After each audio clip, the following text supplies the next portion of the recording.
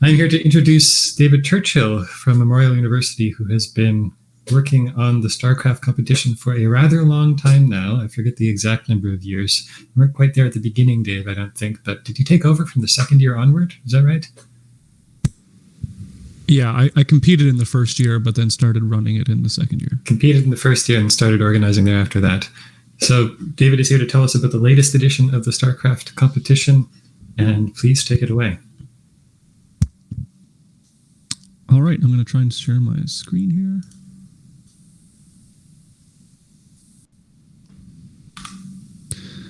Can you see the slide?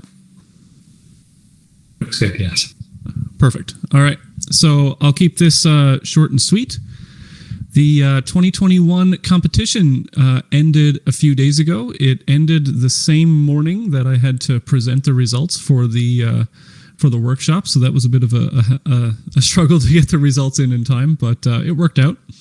So yeah, I'm Dave Churchill. I've been doing this, I think this is the 12th year that I've been running it, so there's my I had this slide 2 years ago celebrating the 10th anniversary, but I just keep updating it every year now, so it'll be my new tradition.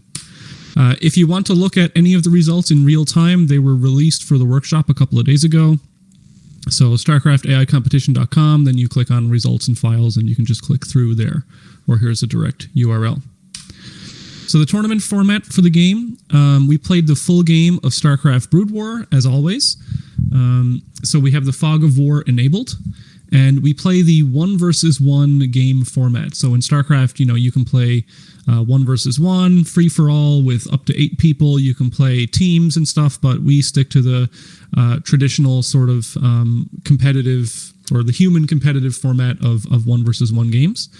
And then we rank the final bots by win percentage. And sometimes we have some funny results where like the first place bot ends up having maybe the highest win percentage, but the second place bot actually beats the first place bot and stuff like this. So win percentage sometimes is a little bit of a controversial way of ranking the bots, but it's what we do, and all the results are completely open. So if you want to go through and calculate something like ELO or true skill, or whatever calculation would have made your bot come first place, you can do that if you want.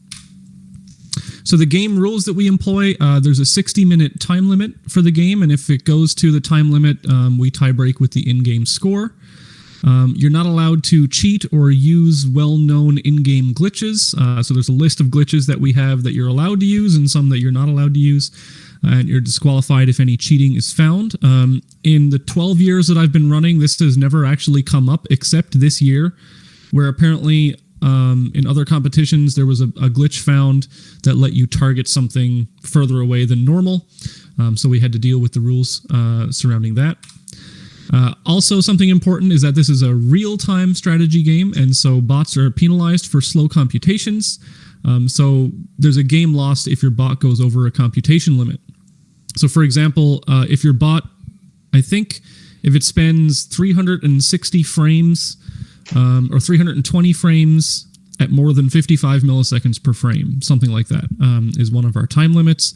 And we've started to notice that our API is actually not as accurate as we thought it was, and so we had a little bit of an issue with one bot this year who actually had to withdraw because of slow computations, but computations that weren't slow on their machine, so we'll work that out in the future.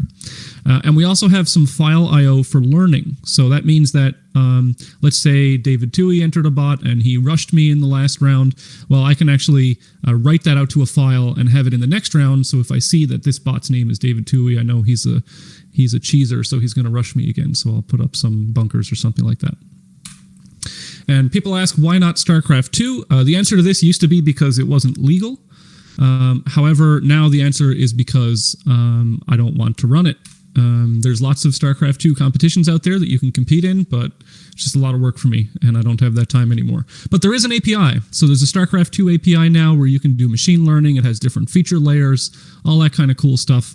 You can just go Google that and get the results pretty quickly. Just realize that there are StarCraft 2 AI competitions out there, but I'm just not involved with those. This year we had 11 people submit, but unfortunately Dan Gant, who is a regular person who does well in these competitions. His bot timed out a number of times. He tried a new asynchronous JavaScript thread architecture that ended up not jiving well with our competition. So unfortunately, he withdrew, but we have sort of the usual suspects in competitions these days. So, for example, Stardust, who won last year, Steamhammer, Jay Scott runs a really popular blog. We have my really old bot that I haven't updated in 6 years. So what we do is the names in light gray here are the people who submitted new versions this year. And in dark gray, we have 2020 returning bots, meaning that if this bot had a 50% win rate or greater, or you wanted to resubmit your old bot, you could do that. So Dakin and Dragon did not resubmit this year, but they did well last year, so I resubmitted them. And UAlberta bot is still the only bot that chooses random, and so I want it to always be entered just as a benchmark how well are bots improving over time. And it's sort of the thorn in the side of a lot of bots because you don't know the race of the bot at the start of the match, which is something that you have to deal with. So some of the statistics about this year, we played it on 8 virtual machines. So the number of virtual machines that I use is just correlated to the number of bots, so 8 was fine. We want to play until we have some sort of statistical significance with the results. So I ran for about 7,000 games, which was way more than we needed. When you look at the results, you'll see why. And it ran for about a week total.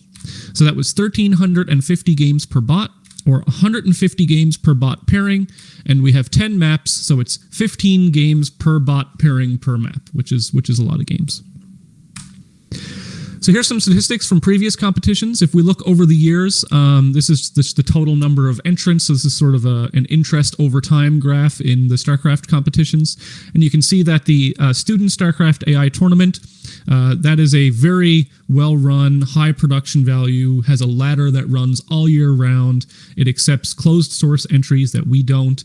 It has students submitting to it, and so the entry level for the SSCAIT is always much higher than ours.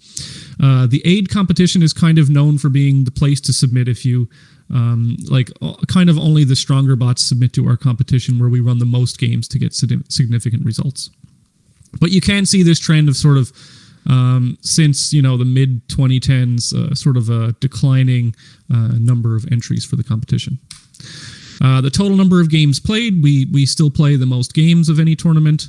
The SSCAIT, despite its high number of entries, doesn't have the same format as ours, so they do 1 or 2 rounds of round robin and then have like a top 16 playoff, which is much more exciting. And then we have like the race distribution. If you're a StarCraft nerd, maybe you care about that sort of thing.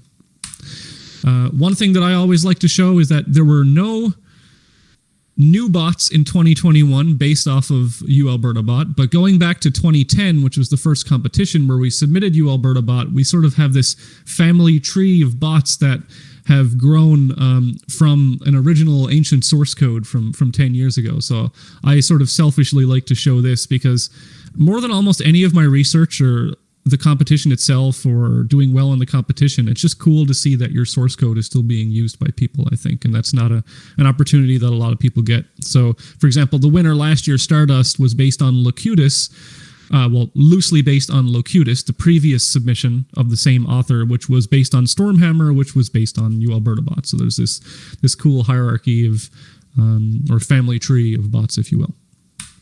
All right, on to the results. So this year, here is the graph. Sorry if this is a little bit small. Hopefully you can at least see the lines. On the x-axis is the round number going from 0 rounds up to 150. And on the y-axis is the winning rate. So we had one bot this year that just completely dominated everybody, which if you were a competitor in the competition, it probably wasn't a big surprise. But then we had another bot who was very clearly in second place, and then a clumping of bots for like third and fourth, and then 5, 6, 7, 8, and then someone down here on the bottom. Just some more stats for nerds about like wins per round, so we can't really glean much from this graph this year. But I sometimes what I do is I like to go through and talk about results anomalies, like rock, paper, scissors. So in rock, paper, scissors, we have a rock, paper, scissors type effect in real-time strategy games where certain strategy choices can beat other strategy choices. So for example, rushing can beat expanding, expanding beats defending, and defending beats rushing. Right, so you might have a bot that's really good at one of these beating another bot, and then you get these sort of cycles in the results. So, for example, in 2017 was the most interesting result for me with this, where when I say greater than here, I mean that this bot had a higher winning rate against this bot. So, like first place beat second place, first place beat second place beat 10th place. But 10th place beat 6th place, and there was a cycle of the top 10 bots in terms of who beat each other, right? So I look for that every year. There wasn't really much interesting this year. This is sort of just a table of values. And the only real anomalous results here is that 3rd place ended up losing to 8th place and 9th place. So maybe they have a little bit to work on there. So the actual results, usually I have like a little bit of a drum roll or a slow reveal, but the results are already out and you've probably clicked on the link. So here are the results from this year. So Stardust won again. Bruce's bot just completely dominates right now. I think that had Purple Wave not been timing out, it probably would have put up a fight with Stardust, but unfortunately it just wasn't there for this competition. And then Banana Brain did exceptionally well. At 80% win rate.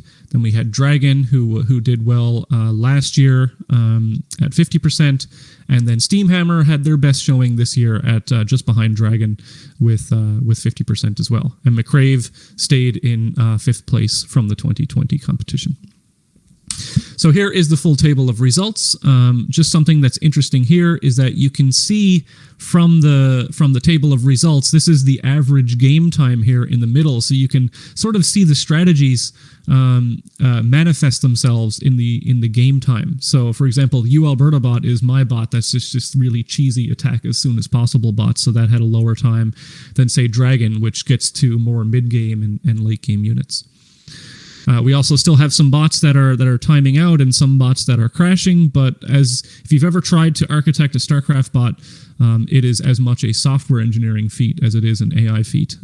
So as Brent was saying before, it is a little bit intimidating to get into the StarCraft competition because of all these things that you have to watch out for and not crash, and it can be a lot of lines of code, and so it's quite a dedication to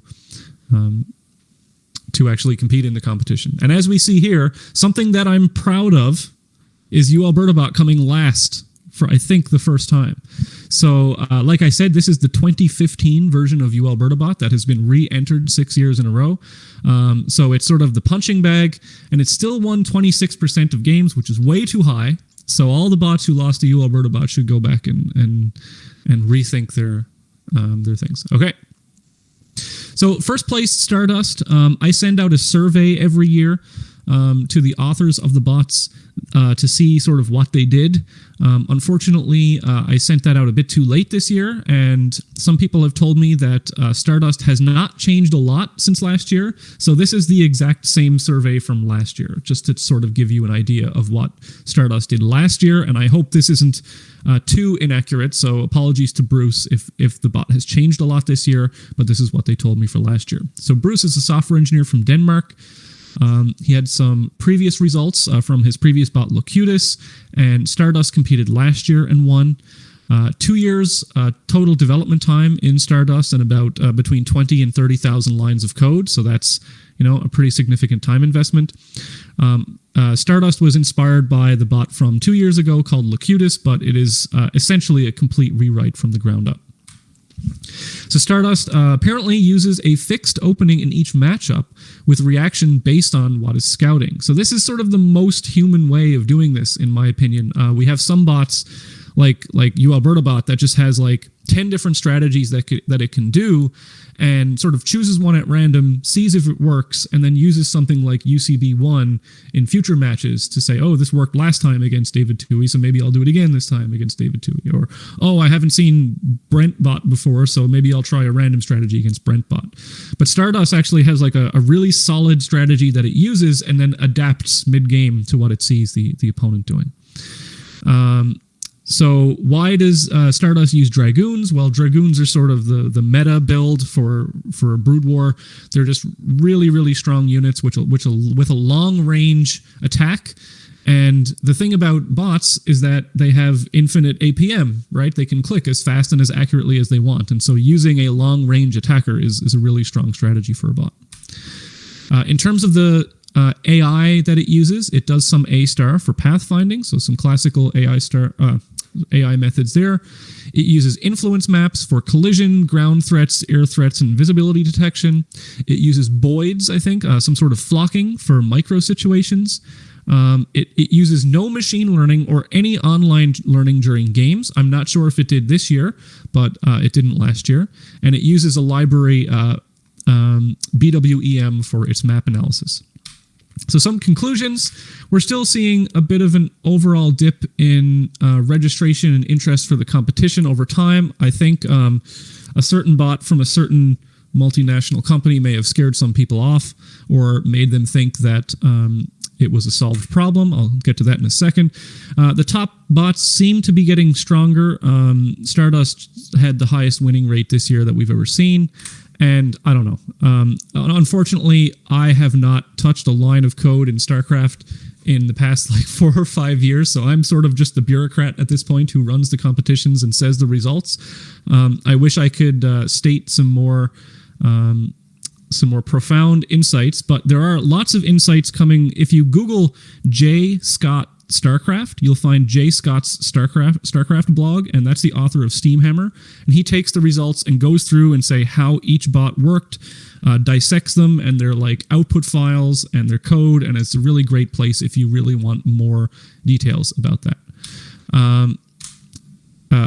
Commonly asked questions. Sorry, I know I'm almost at time. How long until we beat humans? I said 5 years until 12 years ago.